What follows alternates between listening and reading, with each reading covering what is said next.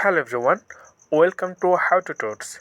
And in this video, I'm gonna share with you how you can hide your followers list from your Mastodon social apps in your account. Okay, so now let's begin the tutorial. So here you can see the Mastodon social app. Just click on this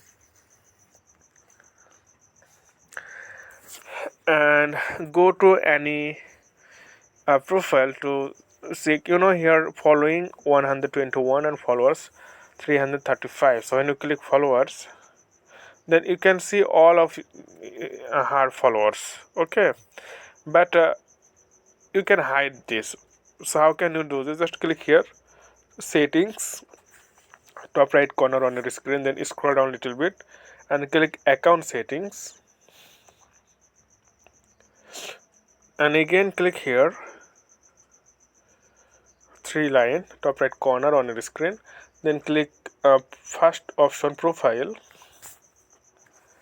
and scroll down. Then here you can see the last option, hide your social graph, this one.